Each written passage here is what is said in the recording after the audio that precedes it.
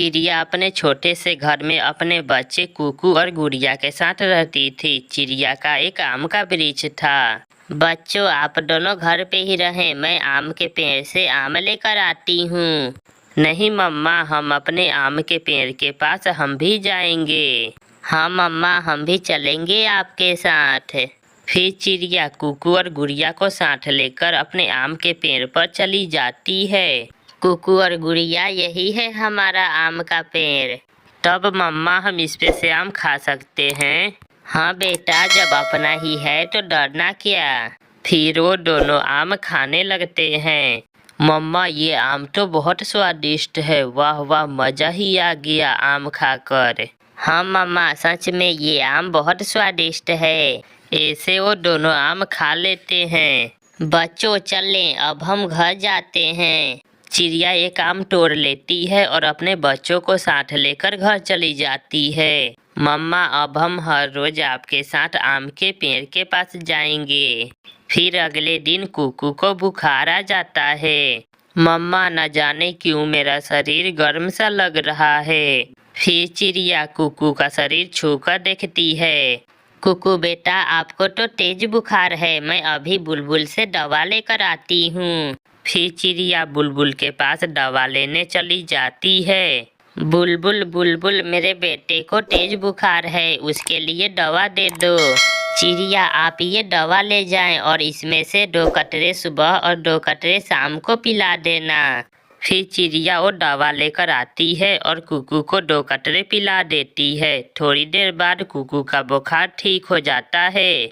मम्मा, मेरा बुखार ठीक हो गया। गोरी कभी आ रही थी कि उसे चिड़िया का आम का पेड़ दिख जाता है। गोरी वहाँ चली आती है। ये आम बहुत स्वादिष्ट होगा, अगर इसी पे खाई तो इस आम का मालिक मुझे देख लेगा तो बहुत मारेगा। ऐसा करती हूँ, एक आम तोड़कर घर लेकर चली जाती हूँ।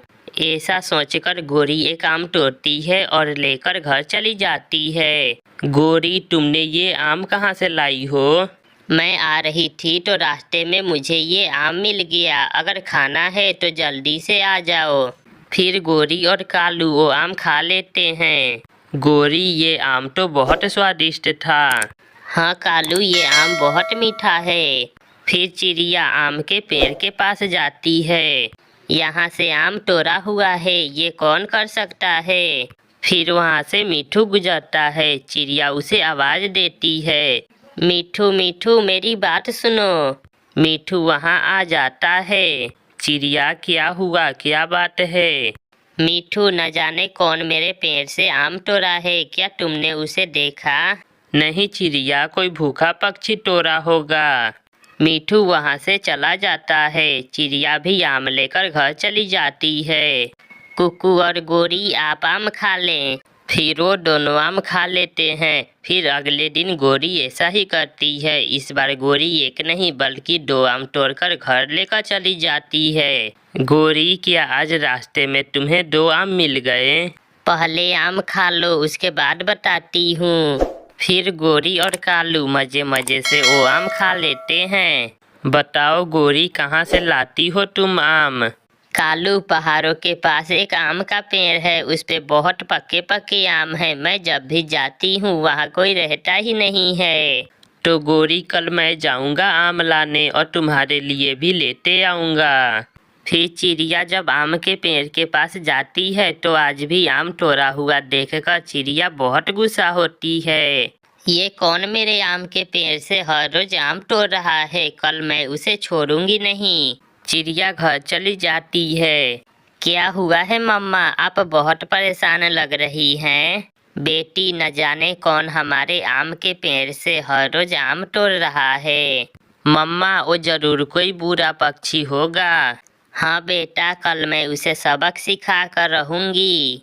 फिर अगले दिन चिड़िया सुबह सवेरे ही एक कांटेदार डंडा लेकर उस पेड़ के पास जाती है और पेड़ के नीचे छुपकर बैठ जाती है।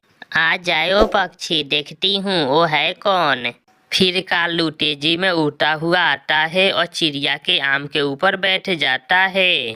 पहले खा लूं, उसके बाद घर के लिए तोड़ कर ले जाऊंगा। कालू जैसे ही आम खाने जाता है तो उसके पैर से एक आम टूटकर नीचे गिर जाता है। चिड़िया जल्दी से जाती है और कालू को मारने लगती है। बचाओ बचाओ, कोई मुझे बचाओ। दुष्ट कौवे, तुम ही हर रोज मेरे आम के पेड़ से आम चोरी कर रहे थे। आज मैं तुम्हें छोड़ूंगी नहीं। नहीं चिड़िया, आज तो मैं पहली बार आया हूँ। इसके पहले हर रोज गोरी आम चोरी कर रही थी। कालू जैसे तैसे चिड़िया से जान बचाकर वहाँ से भाग जाता है। प्यारे दोस्तों, इस कहानी को लाइक, अपने दोस्तों के साथ शेयर और चैनल को सब्सक्राइब करना बिल्कुल मत भूलना। आपका धन्यवाद। चिड़िया और कबूतर दोनों दोस्त थे। कबूतर चिड़िया के पास आता है और उससे कहता है, चिड़िया, अब जंगल में भोजन की बहुत समस्या हो गई है। अब जंगल में दाना नहीं मिल रहा। कबूतर भैया, तो अब हमें दाना लेने दूसरे जंगल जाना होगा। हाँ चिड़िया, अब हमें दाना लेने पहाड़ों वाले जंगल में जाना होगा। फिर चिड़िया और कबूतर दोनों पहाड़ों वाले जंगल में चले जाते हैं और उन्हें एक खाली जगह पे दाना मिल जाता है। चिड़िया, मैंने बोला था ना कि पहाड़ों वाले जंगल में हमें दाना मिल जाएगा। हाँ कबूतर भैया, हमें दाना तो मिल गया। अब हमें घर जाना चाहिए। फिर वो दोनों दाना लेकर घर चले जाते हैं। उसी जंगल में कालू कौवा और गोरी कौवी भी रहते थे। गोरी, अब तो इस जंगल में दाना नहीं मिल रहा। कालू, मुझे बहुत तेज भूख लगी है। तुम जाओ और कहीं से भी दाना लेकर आओ। फिर कालू घर से निकलता है और जंगल में दूर दूर तक जाता है। फिर उसे एक पेड़ पर बेरी का फल मिल जाता है। अगर ये सारे घर लेकर गया तो गोरी मुझे इसमें से भी नहीं देगी। ऐसा सोचकर कालू बेरी के फल में से कुछ खा लेता है और घर लेकर चला जाता है। बेरी का फल देखकर गोरी कालू पर बहुत गुस्सा होती है। कालू, मैं ये बेरी का फल नहीं खाऊंगी।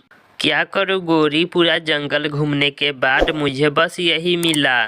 क्या करती गोरी, भूख बहुत तेज लगी थी, इसलिए गोरी वो बेरी का फल खा लेती है। ऐसे ही कुछ दिन गुजर जाते हैं। फिर चिड़िया माँ बनने वाली थी। अब मैं दाना लेने कैसे जाऊंगी?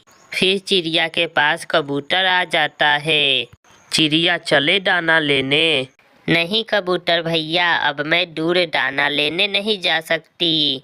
क्यों, क्या हुआ है चिड़िया? कबूतर भैया, अब मैं माँ बनने वाली हूँ। मेरे लिए दूर की सफ़र करना अच्छा नहीं होगा। ये सुनकर कबूतर बहुत खुश होता है। हाँ चिड़िया, अब तुम्हारे लिए दूर दाना लेने जाना अच्छा नहीं होगा। तुम अपने अंडे का ख्याल रखो और मैं तुम्हारे लिए भी दाना लेते आऊँगा। ऐसा कहकर कबूतर दाना लेने चला जाता है और चिड़िया के लिए भी दाना लेकर चला आता है। कबूतर भैया, मैं आपकी एहसान कभी नहीं भूल पाऊंगी। नहीं चिड़िया, दोस्त के साथ जो दूसरे दोस्त की मदद ना करे।